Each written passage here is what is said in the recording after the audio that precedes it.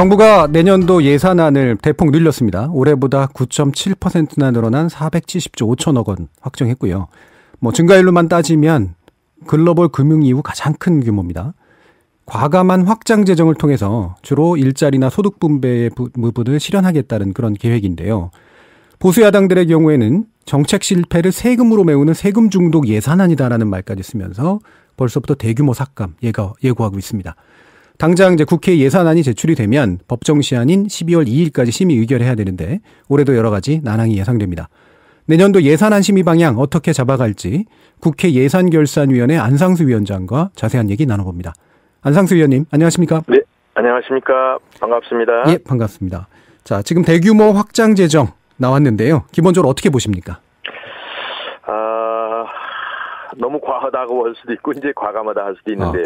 과감하다. 애초에 한 7% 정도로 했다가 결국 마지막 정부하고 청와대 협의하는 과정에서 9.7%까지 10%는 안 넘긴다 그런 가이드라인이 있었던지 말씀대로 이제 금융 위기 2008년에 이제 10.2%를 올렸었는데 그때는 이제 외부적 충격 또 세계적인 경제 불황 때문에 어쩔 수 없었는데 지금은 사실 우리나라만을 말고는 일본이나 미국이나 다들 호황이고 일자리가 모자라서 말하자면 사람이 모자라는 거죠. 이런 그런 상황인데 우리는 지금 제 판단에는 문재인 정권의 어떤 좌파 성향의 어떤 정책 때문에 급격하게 시장 상황이 나빠진 상황이고 따라서 이것을 어떤 식으로든지 또 국민들한테는 위기를 넘길 수 있도록 그런 게 정부의 이 임무기 때문에 마지못해서라도 그렇게 가는 것을 저희들이 함께 하면서 심의를 해봐야 될 것 같습니다. 예. 그 좌파 성향의 어떤 정책 때문에 이제 지금 같은 경제 상황이 안 좋아졌다 이런 말씀하셨는데 사실 유럽이나 이런 데도 좀 안 좋잖아요. 유럽이나 이런 데도 우리 같지는 않고요. 그러니까 유럽이 바로 약간 좌파 성향의 정책을 쓰고 있습니다. 그러니까 지금 무슨 말씀이냐 하면, 이제, 지금 대표적인 게 이제 소득주도 성장이라는 건데, 대체로 말을 포장을 한 것이고, 가장 핵심은, 근로, 시간 단축하고, 최저임금 인상이란 말이죠. 이것을 급격하게 함으로 해서 시장에, 마켓에 충격을 주고, 수용이 안 되는 겁니다. 그리고 기업주, 경영하는 분들한테 미래에 대한 불확실성 때문에 위축을 하기 때문에 이것이 경기 침체와 일자리 감소와 이렇게 연결이 되는 것이다. 이렇게 말씀을 드리는 거죠. 예. 그러면 방금 말씀하신 근로시간 단축이나 아니면 이제 급격한 최저임금 인상이 현재와 같은 경제 침체의 원인이 되고 있다라는 걸 이렇게 입증할 만한 어떤 근거 같은 게 있으신가요? 지금 그것은 여러 가지 통계로 그렇게 나타나고 있고 지금 통계청장을 바꿀 만큼 심각하게 생각한 거 아니에요? 통계청장을 바꾸진 않을 텐데 어쨌든 급하면 무슨 일은 못 하겠어요. 그러니까 그리고 또 우리가 국회의원들은 현장을 늘 다니거든요. 그러면 지금 가게들 3분의 1 정도가 문 닫았습니다. 심지어는 서울에 또 테헤란로를 비롯한 이런 홍대 지역에도 공실률이 많고 공단이 지금 문을 닫은 데가 많습니다. 이것을 경제 체질을 바꾸는 금단 현상 정도로 생각을 하는 것 같은데 절대로 그렇지 않습니다. 이건 굉장히 어려운 상황이고 우리나라에 지금 3만 불 소득까지 가는 가운데 시장 경제와 국제 어떤 세계 경제 시장에서의 어떤 우리나라 경쟁력이 작동을 했던 것인데 그러한 기업인들이 지금 많이 사기가 죽고 그래서 또 많은 분들이 외국에 나갑니다, 지금. 베트남을 비롯해서. 베트남은 전체 수출의 25%가 한국 사람들이 가서 하는 그런 비즈니스가 그렇게 돼 있죠. 삼성도 물론 가 있습니다만. 그래서 이것을, 우리 근로자들의 복지나 근로자들의 어떤 여러 가지 생활 개선을 위해서 노력하는 것도 좋지만 시장이, 마켓이, 경제계가 수용할 수 있는 범위 내에서 가야 된다. 더 불행한 것은 지금 사실 그런 조치들이 대기업, 귀족노조, 민노총 이런 데들은 이게 좋은 일이에요. 나쁘지 않습니다. 월급도 더 올라가고 근로시간도 단축해주고 그렇지만 여기서 이제 그 어려운 소기업 소상공인 바로 오늘 500여만 소상공인의 대표들이 지금 광화문에서 3만 명인가 얼마 솥단 들고 나가겠다는 거 아니에요? 그런 어려운 사람들 그러니까 을과 을의 싸움을 만드는 게 바로 이 정책입니다. 그러니까 정책의 방향이 설령 옳다 하더라도 단계적으로 하자. 저는 지난번에 우리 자유한국당이 야당이 되고 바로 일본에 최저임금에 관한 실태를 보러 갔었습니다. 가니까 우리보다 선험인데 지역별, 업종별, 혹은 연령대별 다 이렇게 달라요. 다르게 문제 이거를 전국에 서울의 최저임금하고 어디 저기 무주구천동의 최저임금하고 같으면 되겠느냐고요. 예, 알겠습니다. 왜냐하면 이제 앞으로 말씀 나눌 게 좀 많기 때문에 여러 가지 사실 아까 지적을 해주셨는데 가계의 3분의 1이 다 닿았다라든가 이런 식의 얘기들은 나중에 좀 더 구체적인 사실을 확인해 봐야 될 것 같고요.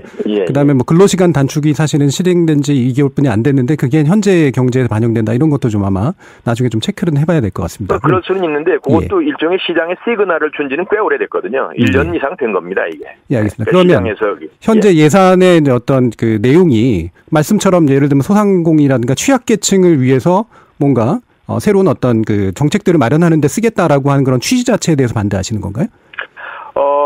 아니죠. 그 중에서 이제 EITC라고 그래서 조금 다른 애초에 그러니까 그러니까 최저임금 인상이라든지 이런 거랑 달리 이제 세금 감면을 통해서 지금 소득이 낮은 가정에다 지원하는 거라든지 이런 거는 좋은 방향입니다. 이번에는 예산이 좀 꽤 올라왔을 텐데 그래서 어떤 예산이라든지 경제를 어떤 도구마를 세워놓고 거기에 맞추려고 그러지 말고 이념 경제로 만들지 말고 실용적으로 실에 맞도록 현장에 맞도록 해달라. 그런 취지의 주문인 겁니다. 자, 그러면 지금 이제 지난번에 심상정 위원도 저희 프로그램에서 얘기를 하셨는데 초과세수가 있었잖아요. 작년에도 있었고 올해도 있었고 물론 이거를 계산을 제대로 했냐 안 했느냐의 문제는 책임은 이제 별개로 어쨌든 초과세수 부분들이 또 반영이 돼서 이걸 확장 재정 정책으로 이제 바꾸는 그런 방식 자체에 대해서는 어떻게 생각하십니까? 그렇게라도 해야죠. 이게 아이러니컬하게 이게 박근혜 시대에 말하자면 세수를 소극적으로 한 거죠. 그러니까 좀 아껴서 예산을 쓰자 이런 것 때문에 그랬는데 이게 거꾸로 이제 정권을 뺏기고 나서 박근혜 때 아껴놓은 세금을 쓰는 꼴이라고 볼 수가 있어요. 쉽게 얘기하면. 그게 아껴놓은 세금인가요? 작년인데? 그러니까 이제 그게 이제 세수 예측을 낮게 하기 때문에 들어오는 세금들을 확장해서 쓸 수가 있다는 뜻이죠. 그러니까 아껴놓은 세금은 분명히 아닌 것 같고, 그러니까 세수 예측의 문제니까 작년이나 올해 문제잖아요. 아무튼 이제 지금은 조금 과감하게 예측을 한 거죠. 그러다가 만약에 잘못되는 얘기만 한다면은 혹시 한 1, 2년 후에 우리 경제가 이제 침체가 계속되고 지금도 2.8% 혹은 2%대로 간다는 거 아닙니까? 그리고 이거보다 더 나빠지는 경우에는 그때는 이제 굉장히 고통이 크게 올 수가 있는 것이죠. 그러니까 보수적으로 과거에 했던 것을 지금 활용한다 이런 것은 틀리는 판단이 아닙니다. 그런 어떤 이제 위험한 수가 있다라는 전망에 대해서는 충분히 다들 동의하실 것 같고요. 근데 지금 보니까 이 재정 건전성 문제를 보면 재정 수지의 어떤 OECD 평균하고 비교해 봤을 때라든가 채무 비율 같은 경우도 한국의 상태 자체는 상당히 건전한 편이거든요. 그렇죠. 과거서부터 우리가 보수적으로 과거 정권이나 정부에서도 잘했다는 것을 의미하는 것이죠. 그렇다고 그래서 자꾸 나쁜 말하자면 부채를 늘린다든지 이런 것을 너무 과하게 할 필요는 없는 것이죠. 가능하면은 시장에서 활성화가 돼 가지고 이제 세수가 많이 들어오는 건데 지금도 사실 이제 삼성이나 지금 등을 비롯한 이 반도체나 이런 게 하여간 7, 8조가 들어오면서 훨씬 지금 많은 예산이 증가를 할 수가 있었다는 거 아닙니까? 그래서 김동연 부총리 활성화시키자는 겁니다. 그래서 마찬가지 말씀인데요. 김동연 부총리도 그래서 민간에게서 이제 많이 들어온 거니까 흡수된 거니까 이거를 다시 시장에게 세출의 방식으로 돌려줘야 된다라고 하는 그런 이야기에 대해서는 동의하실 수 있을 것 같네요. 그러면. 물론이죠. 지금 제가 이제 470조를 정말 다시 국민들한테 돌려준다는 거에 대해서는 저희도 전적으로 동감인데 그 방법상에 있어서 분야에 있어서 저희들이 이제 좀 미래지향적인 부분에 좀 투자를 하자. 사실 김 부총리나 혹은 청와대 하고도 저희들 소통도 저는 개인적으로 했습니다. 그래서 우리가 지금 너무 이렇게 복지형으로 뭐 일자리라고 하지만 사실 대부분이 복지형입니다. 이것은 있는 일자리를 보존해 주는 것이고 일부 뭐 공무원들 2만 1,000명 증원했던데 그거하고 뭐 노인들 일자리 정도인데 이것을 그렇게 가서는 안 되고 어떤 그 경제 인프라를 투자를 해서 거기에 기업의 생태계 경영 활동으로서의 생태계를 활성화시키는 그런 쪽으로 가자. 그래서 저는 예를 들어서 뭐 R&D 투자라든지 이번에 좀 올라갔죠.